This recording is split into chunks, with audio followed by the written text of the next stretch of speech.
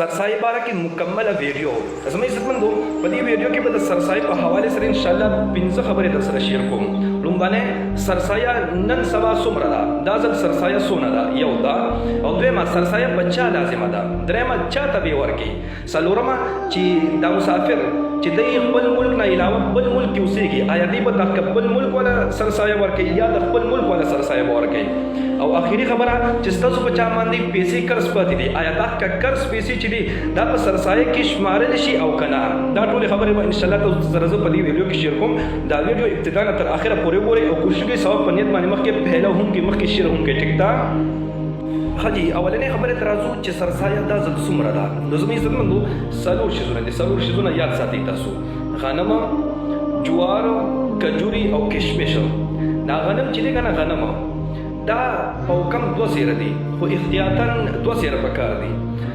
2 سیره غنم یا په کم 2 سیره غنم یا د دې قیمت د دې څونه قیمت دی بازاري چې سره ریټ دی بازار کې چې څه د دې ریټ چلیږي دا که په سرسایه کې ورکول شي د یو کس په سر باندې ټیک شو.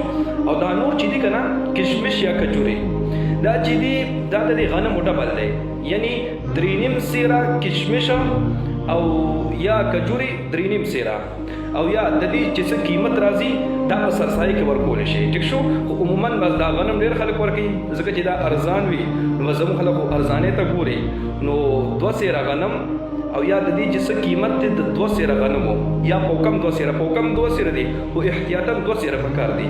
نو 2 سیره غنمو چې څه قیمت وي دا تاسو په سرسایه کې ورکول شي د یو کس په سر باندې. او چې بیا څونه کسان زیاتې کې دونه ضرب کوي چې 2 کسان دي تاسو نو بیا 3 سیره غنم ورکول شي، غنم ورکول شي او که غنم نه وي د دې قیمت هم بیا ورکول شي ټیک شو جی. یو خبره برابر شو. دویمه خبره سرسایه بچا لازمه ده او چا ته ورکول شي. نو زموږ عزتمندو بچا باندې چې زکات لازم دی، کوم کس چې زکات نصاب د سر برابر دی نو په دمانه سرسایه ورکول هم لازمي دي. او چا ته ورکول شي چې کوم کس ته زکات ورکول شي یعنی د زکات نصاب ور سره نشته دی نو هغه ته سرسایه تاسو ورکول شي ټیک شو جی. دوه خبره برابر شي. اوس بل خبره دا مسافر اوس دا خبره وایي دا چې مسافر دی یعنی خپل ملک نه علاوه بل ملک کې اوسېږي، بالفرض پاکستان والا دی دی په سعودي یا توبه کې اوسېږي یا افغانستان والا دی په سعودي کې اوسېږي یا توبه کې اوسېږي یا ایران کې یا بل ځای کې اوسېږي نو آیا دی چې دی به د ایران والا یا سعودي والا سرسایه ورکوي او کنه د پاکستان یا افغانستان والا به ورکوي. نو زموږ عزتمندو دی به عمده کا ملک کې چې کوم کې اوسېږي د دغه والا سرسایه به ورکوي. ها کچري عمده کلته وباسي مسافر چې کوم ملک کې اوسېږي پردي ملک کې اوسېږي پردیس کې اوسېږي عمده کا پردیس والا سرسایه به ورکوي ټیک شو. هغه بیا د دغه خدا کدي د عمده کزي کې وباسي بیا به عمده کا سرسایه ورکوي. او کچري دی خپل ملک ته خپل خپلوانو ته رنګو کې ټلیفون وته کی چې زما سرسایه تاسو ورکوي نو دی به عمده کا یادې چې کوم په دمانه دغه پردیس کې لازم شوی دا کوم ملک کې چې دی اوسېږي کنه په دمانه کې 2000 د 2.5 سرسایه په در راځي نو دی به خپل کور ته رنګ یا ټلیفون وغیرہ وکي او ته وایي چې زما په سر دونه سرسایه دونه به تاسو ورکوي ټیک شو. نو لہذا چې کوم ملک کې اوسېږي د هغه کې ملک مطابق سرسایه به ورکوي ټیک شو جی. دا خبره برابر شو.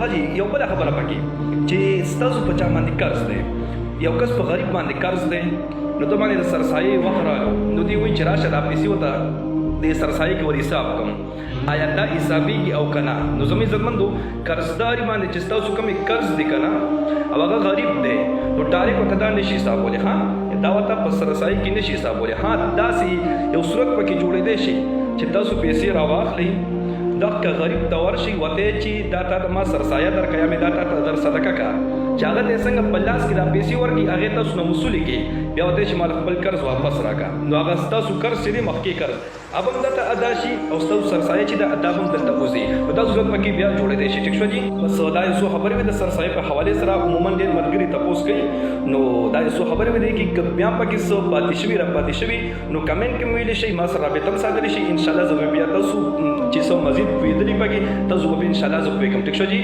الله رب العزت مو خوشاله باسه. دعاګانې کوي دعاګانې وکړو. الله پامان.